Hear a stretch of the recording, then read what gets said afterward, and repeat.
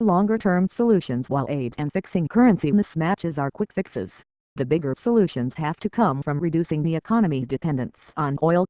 The longer-term change that Venezuela needs is political change. The country could reduce its dependence on oil only if growth occurs in other sectors of the economy, he adds.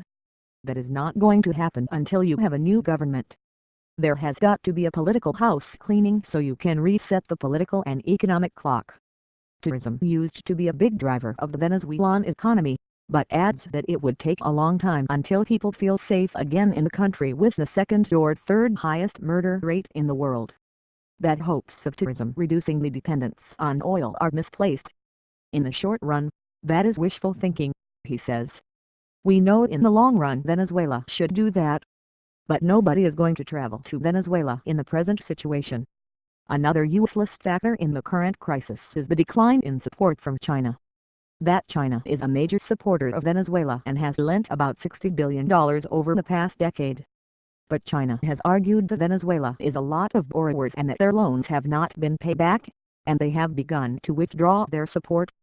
As the leader, economic partner or supplier of natural resources, China has fallen into a recession in Venezuela, which will make the economic revival even harder. The emerging political scenario. The big question is that opposition parties will be able to raise enough political capital to launch a referendum on recall this year or next year. If the referendum is made before January 1, 2017, a new government will be established.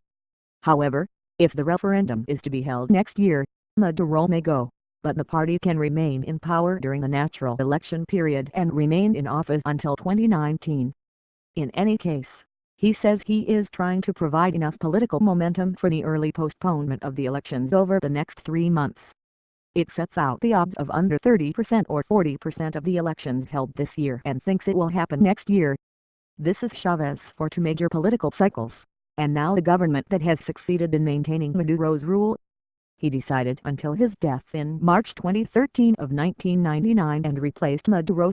The crisis seems not to be resolved, but it is going on in the next few months. The regime change in Venezuela says it will have to wait until election next year because the opposition is not thought to be ready enough at this time. The government still has a lot of resources under its control. However, if oil prices continue to weaken, the government can't not vote. Maduro thinks it may be an early referendum that he might be forced to resign as a scapegoat.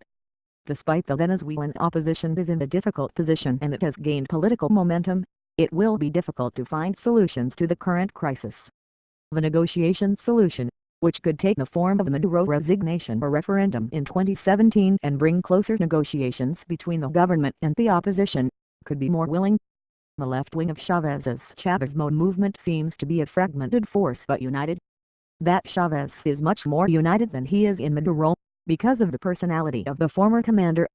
It can be said that Maduro is not in order to bring the various races together. In fact, it can be assumed that the tribes within Chavismo will benefit themselves if Maduro is separated from power because they will gain more power or better negotiate with the opposition. The opposition, has a real opportunity at this point. It is as strong as it is now and much more united. Neighbors and foes. South America. Maduro, like Chavez, does not like the U.S. and accuses him of inciting riots in the country and increasing the fall in global oil prices. He must not do anything in the current crisis.